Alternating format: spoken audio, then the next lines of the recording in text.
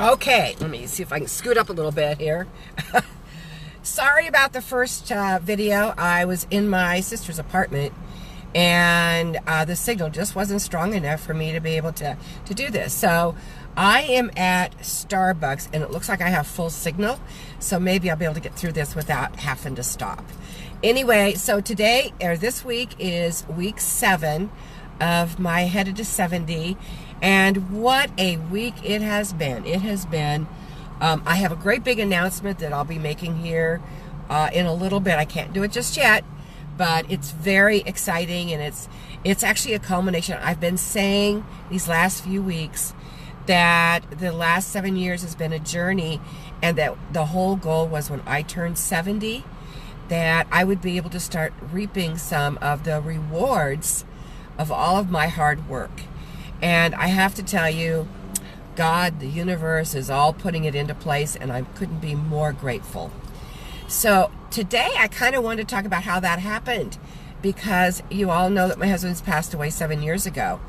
But I had what I call crystalline moments. And that's the name of the book that I came out with in 2015. Crystalline means sparkly or clear. So crystalline moments are moments of clarity. And they're a little different than an aha moment. An aha is just that thought that you have that, oh, I get it. Well, crystalline can be a moment. It can be a thought. It can be an event that takes a lot of time.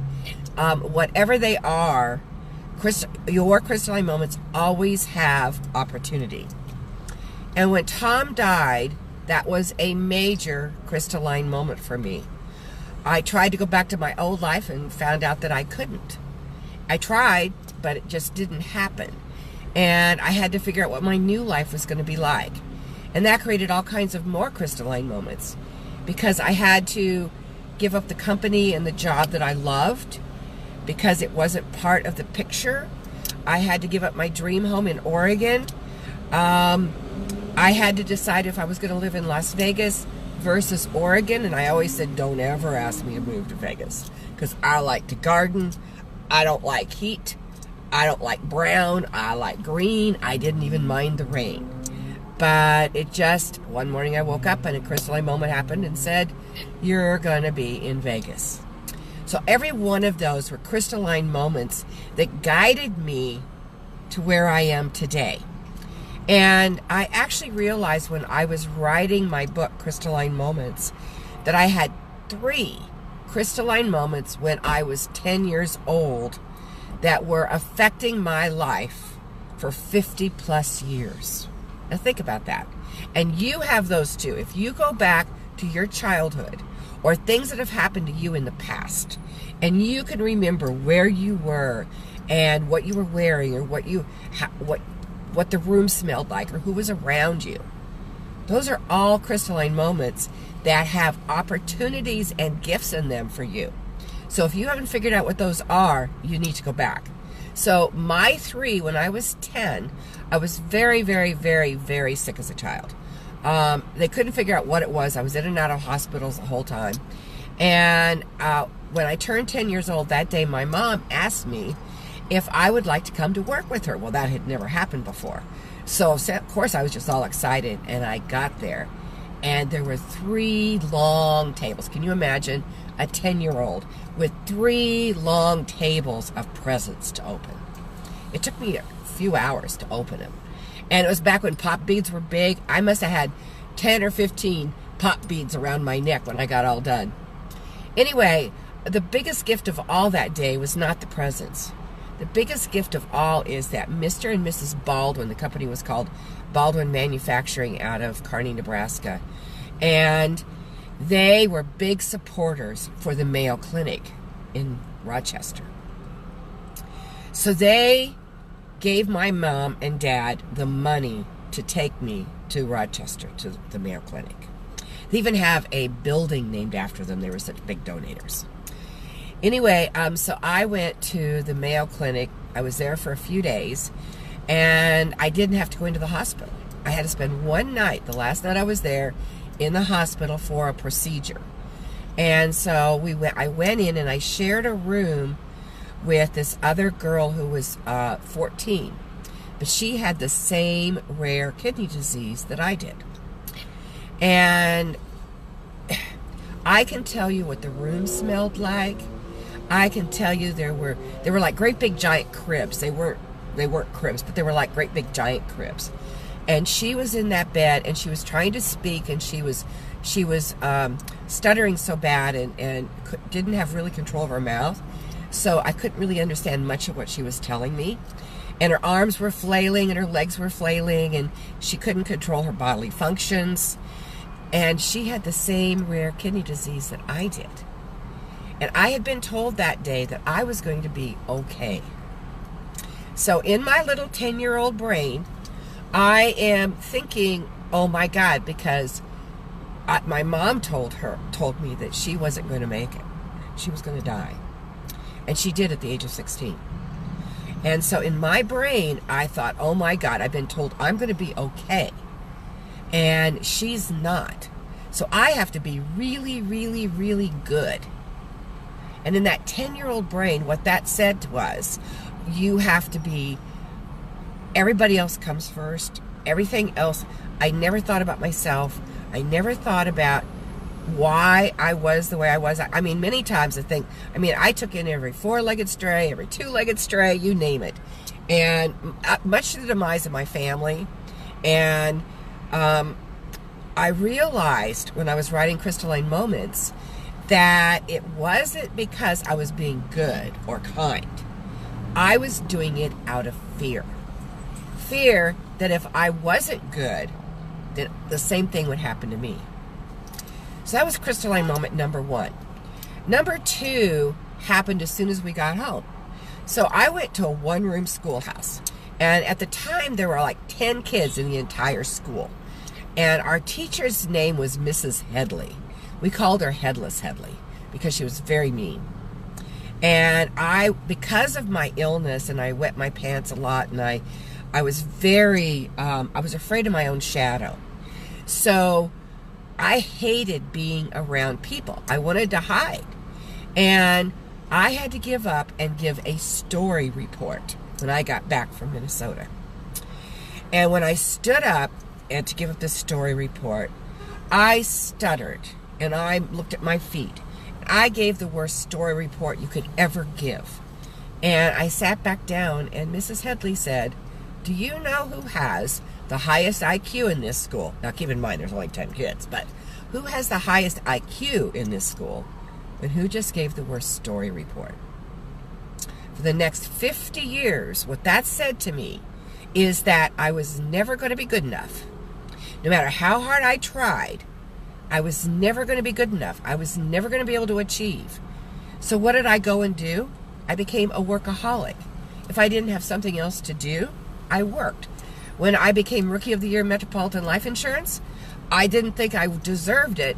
So what did I do? I worked harder, and then I got more accolades and more awards, and I didn't feel like I deserved those. And so I created this life that didn't really have a life. My life philosophy was work, work, work, work, work, play. So that lesson for anybody out there, that if you feel like you are out of control and your work is getting in the way of your life, you need to take a look at what might have happened, what crystalline moment might be in your life. The third one is kind of funny, actually. It was about 4 or 5 months later, and my mom was a beautiful gardener, and we lived on this farm, and I'm laying on a blanket. It was plaid. It was wool because it was scratchy. And I'm laying there, and I'm looking up at the puffy clouds, and I'm dreaming about all the places I'm going to travel to. And I'm having this beautiful image of being all over the world. And then I have this thought, oh my God, I'm going to marry a farmer, have a dozen kids, and never leave Nebraska. Now, God love anybody that wants to live on a farm, but as a little child, I wanted to be a city girl. My cousins used to like to come to the farm. I always wanted to go to the city. It's kind of like curly hair. I never wanted curly hair. I wanted straight hair, but because mine is curly. So I had this vision, and I went, oh my God. So what did that do? For the next 50 years, think about this, 50 years, anytime my life got a little bit too smooth, I would do something to stir the stuff up. And I would create chaos in my life because I didn't want, really, it wasn't so much being a farm wife. It was more about, I didn't want to be mediocre. So I had three things kind of working at me all at the same time with all these things. And it wasn't until I wrote Crystalline Moments After Tom Died that I realized that these things had been affecting my life, my entire life. Now, I can promise you, there are crystalline moments in your past, good or bad. They could be wonderful, that are also affecting your life. And there's things in your life that are affecting it. And until you figure out what the gift or the opportunity is, it will continue to happen. The good news is, you can start today to figure out what the opportunities and the gifts are. You know, I liked Oprah's thing where she says, first you're hit by a pebble, then you're hit by a rock, then you're hit by a boulder, then you're hit by a brick wall. Well, I can tell you, Tom passing and all those things that happened to get me to where I am, all those crystalline moments have all been gifts and opportunities that now that I understand it, I can step into it. We have crystalline moments each and every single day. Sometimes they're little tiny baby ones, and sometimes, like I had a pretty big one this week that I can't wait to talk about, but I can't talk about it just yet. Anyway, so look at your life and think and look at the opportunities that might be there waiting for you to just take advantage of. And don't let those brick walls happen if you can avoid them. So this week I'm at my sister Debbie's. As you know, I couldn't get on earlier because our signal was bad. And I had a bit of a surprise last night. I guess my birthday celebration is starting early. I can't wait. So she's taking me to someplace, she won't tell me where. But she's taking me someplace for my birthday. And I'm sure I'm gonna be coming back live for that. But I'll be back in Vegas tomorrow. And I'm going to really celebrate this week because I'm getting really close to 70. And I'm so excited about everything that's happening. I'm going to post a link to the retreat in Mexico because we had a couple cancellations and I filled one of them, but I have one spot left for either one or two people. That if you don't, it's from October 28th to November 4th. If you have ever thought about coming to Mexico, please reach out to me because, and there's a whole, I'll put the link in, it tells you all about it, it shows the videos and everything. But anyway, so next week is week 5. I've got a little over a month. I'm so excited. Anyway, this is what your life can look like, okay? I love my life. And it doesn't matter how old you are. It doesn't matter where you are in your life. You can have the life that you would absolutely love. So I'll be back next week with Headed to 70. I think I'm going to keep this going, and after I'm 70, maybe I'll do Headed to 75 or something. I don't know. Anyway, love you all. Thank you, Sandy. Thank you, Laura, for being on. I love you bunches. Anyway, I will be back. Maybe that's a threat. Anyway, I love you all. Bye now.